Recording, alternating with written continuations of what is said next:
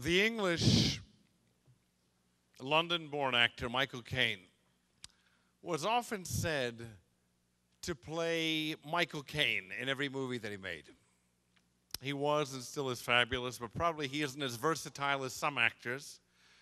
Yet Caine was never more charming and never more beautifully Michael Caine than in the 1966 movie Alfie, in which he played a London playboy who moved from one-night stand to one-night stand until life threw him surprises. A son from a one-night stand, a shadow on an x-ray, and then a breakdown. Alfie's crises led him to where he needed to be for a conversation that perhaps he had never had the wherewithal or the courage to have. In a convalescent home, Alfie met another very sick man called Harry, who confronted Alfie about his delusions that what he was doing with his reckless lifestyle was actually doing no harm. One of the wonderful and innovative aspects of that movie, of Alfie, was the fact that at various times in the movie, Alfie would break what actors call the fourth wall. He would turn to the camera.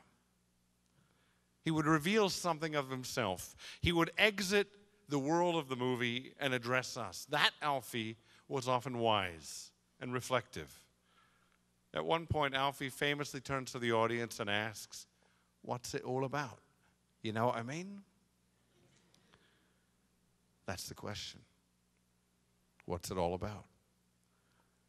At what point or points do we exit the narrative of our lives?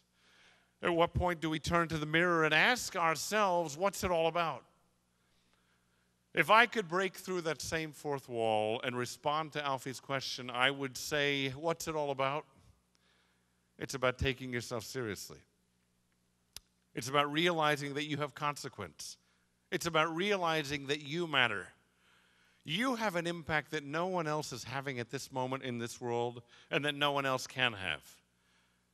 And you're having that impact every single day of life, whether you will it or not. You can't avoid impact unless, as I mentioned last week, you jump to another movie and join Tom Hanks on that island with only a volleyball for a friend on Castaway. If I could respond to Alfie's "what's it all about," I would say, Alfie, as your therapist one day will surely tell you, it's about realizing that you are affecting more than one generation at a time. Our tradition of Kabbalah, of mysticism, teaches us that every single act, every motion has consequence. Ledo vado isn't simply the best of us that we pass forward. It's all of us. Nothing that we do disappears into a vacuum. We may walk away from the wake of our recklessness, our misbehaviors, our narcissism, our deeds, our callousness. But let's not assume that those waves of our behavior don't make their way to the shores of other people's lives. In Pirkei Avot, the rabbis teach us, "B'makom she'en ish, tishtadel lihyot ish." It can be translated a few ways. One is, where there are no people, be a person. And maybe the rabbis are saying, realize the most important time is when no one's watching you. When you're on, define your menschhood. When you're on your own, define who you are for yourself and for God. Realize those moments count. But at the same time, to say tishtadel lihyot ish means where there isn't a mensch, male or female, where that is lacking, where that's the element lacking in a relationship or a situation, rise to that moment, elevate yourself to what you can be and be that mensch. Realize that there will always be a deficit of the courageous, of the generous. And so the rabbis urge us to represent a heritage that is committed even to the tiniest moments. Be that mensch, and Alfie or any one of us, you'll realize who you are. Recently, many people in this country and in this world have been given a message that they believe. It's a message that they don't matter. It's a message that they're dispensable, that they are inconsequential. Layoffs have robbed people not only of employment and income, but also they've stolen what our parents gave us when we were born and raised. It was called kavod. It was called honor.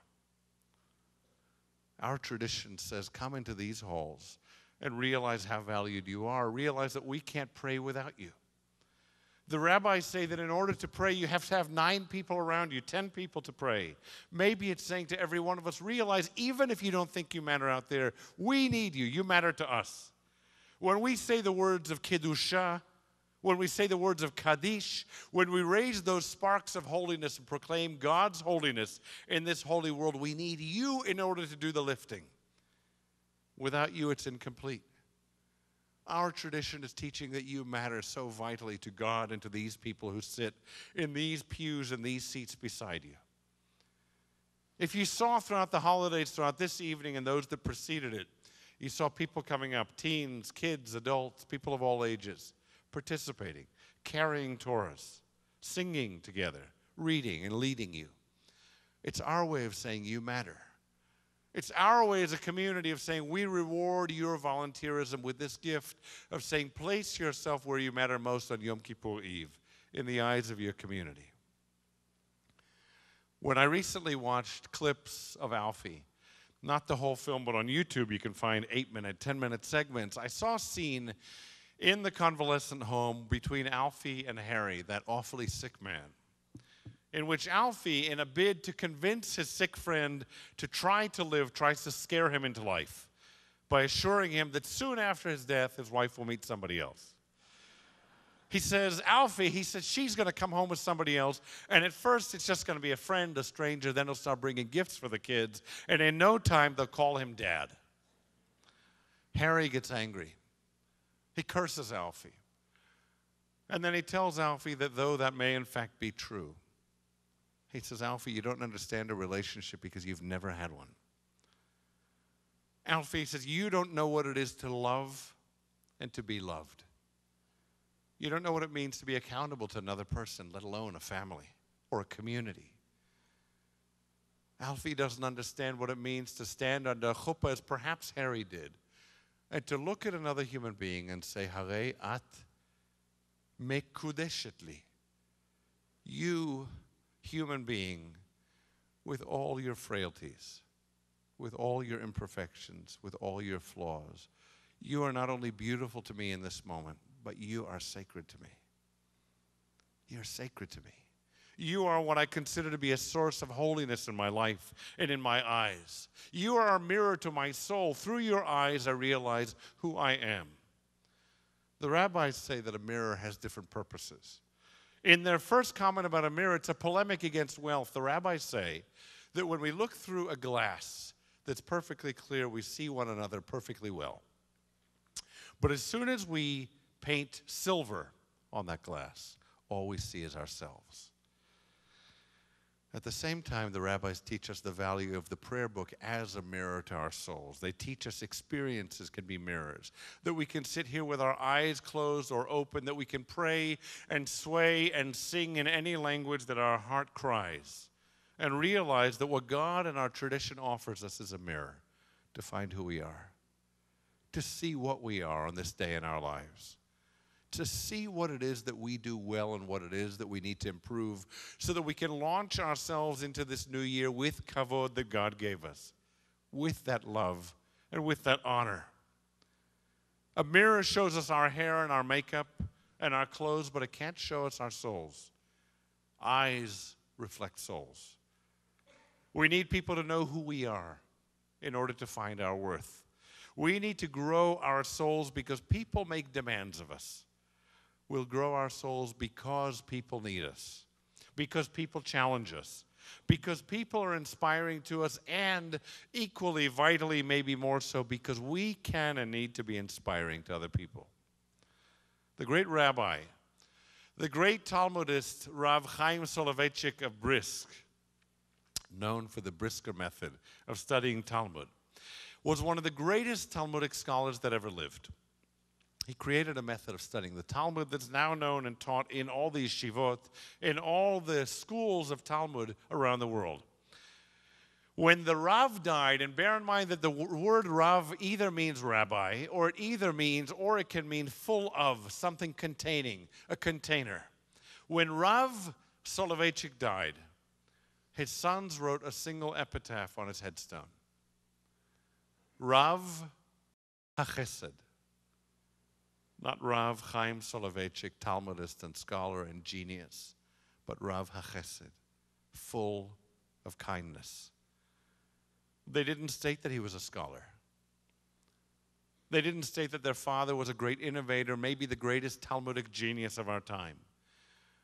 What his sons most wanted to memorialize was their father's humanity, his compassion, his love, his kindness, his consideration for others. I think that's what each one of us wants our children to remember us by, and what we want to remember our parents by. It's what we want to be remembered by a community of people who knew us and were impacted by our lives. Not what we built and what we owned and what we held in our pockets. Not the car that we drove in on, but what was in our heart when we entered the building. And what did we do with it? Did we simply hold it in our hands, or did we give it willingly and generously to one another? When a rabbi asked those who know us one day who we were, the story of our lives, and ends with asking the question, so what's it all about? Let the answer be our kindness. Let it be our love. If you remember Alfie, you remember that the title song was sung by Dionne Warwick. And the words of that title song, what's it all about, Alfie? Is it just for the moment that we live? What's it all about when you sort it out, Alfie? Are we meant to take more than we give, or are we meant to be kind? And if only fools are kind, Alfie, then I guess it's wise to be cruel. And if life belongs only to the strong, Alfie, what will you lend on an old golden rule? As sure as I believe there's a heaven above, Alfie, I know there's something much more, something even non-believers can believe in. I believe in love, Alfie. Without true love, we just exist, Alfie. Until you find the love you've missed, you're nothing, Alfie. When you walk, let your heart lead the way, and you'll find love any day, Alfie. There's love, and there's decency, and there's compassion, and there's empathy, and there's a life built on building and caressing and nurturing and celebrating, or it can be a life built on taking and breaking and withholding and degrading. There is a love that the Bible calls ahava, which is a noun, an experience, a sensation. And there's a love that the rabbis call chesed, a verb, a life built on compassion. Experiencing and impacting and interacting with the passion that is in every living being. Let our stories, when they ask, what's it all about, be stories of love. When famously we know Hillel and Shammai and we know Akiba, when Hillel was famously asked to encapsulate the entire Torah, 5 books of Moses, in one phrase, one man says to him, tell me the story, tell me the entire Torah, al regel echad. And either regel echad literally means on one foot, meaning make it brief, or maybe it means equally importantly and literally al regel echad, on one principle. Hillel doesn't encapsulate the entire Torah with the phrase, have faith in the Lord. He didn't sum up our religious tradition that's so deserving of an endurance that we celebrate it today by saying that the Torah was a guide to religious life. I imagine that he stopped and pondered the question. I imagine that he heard passages of Torah that sounded and began with the quality of once upon a time, and others that began with thou shalt and thou shalt not. And then he probably smiled and he looked at the student's eyes kindly.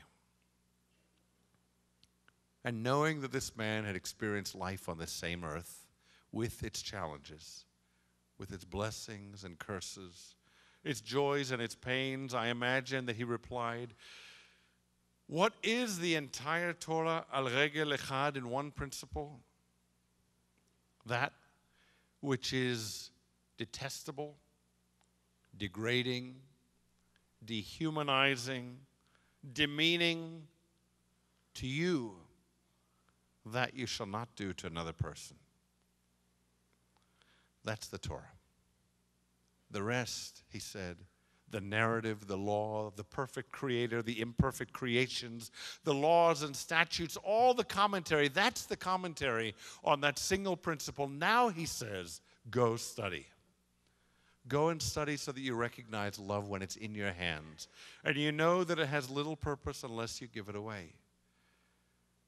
He probably didn't assume for a moment that one sentence could carry 5 books of God's words. And so he pointed to the commentary, the minutia of decency and generosity. And then he points the student in the direction of, because goodness and mercy and love are not simple. They need to be learned through actions that might otherwise not come to our experiences in our lives instinctively. What's it all about, we ask ourselves when we read a newspaper, when we turn on the television. I don't have to tell you that this is maybe a uniquely brutal age in which we live. Populations are terrorized. Politicians are vicious. We see examples of man's inhumanity to man every day, so often that it makes the back pages of our newspapers. Slavery, as I spoke of 2 years ago, particularly of women and children, isn't extinct, as we might have thought, but it's flourishing. But this cycle seems to spiral outward, and the more people fear, the more they tend to hate. And we Jews know what becomes of that hatred that's confused with purpose. We know that we were once slaves, that we were once to'evot, abominations, that we were once outcasts to others. We know now that hatred of Israel is so great, so virulent, so magnified, so disproportionate, and so insane. In Scripture, in Psalms, we read that God says, I build this world with love. And the rabbis say, I build can also be an instruction to us, saying, build this world with love. I don't want to tell you how desperately it needs it. I don't want to tell you how desperately we need the love of one another. I want to tell you that this Yom Kippur is an opportunity to reevaluate our own capacity to love, to look to ourselves as vessels and ask ourselves, what is it that we consistently or inconsistently pour into this world? It's time, as Alfie did, to turn to the camera or the mirror, to exit the flowing narrative of our lives, and to ask ourselves and God and one another, what indeed is it all about? Gemar Chatima Tova. May you be not only written in the book of life, but sealed in the book of life, and may every one of us bring that seal to one another. May we inscribe one another in the book of our own lives, making connections and not distances from one another. May we realize that our place in this world is to add light where there's darkness, to build bridges where there are ravines.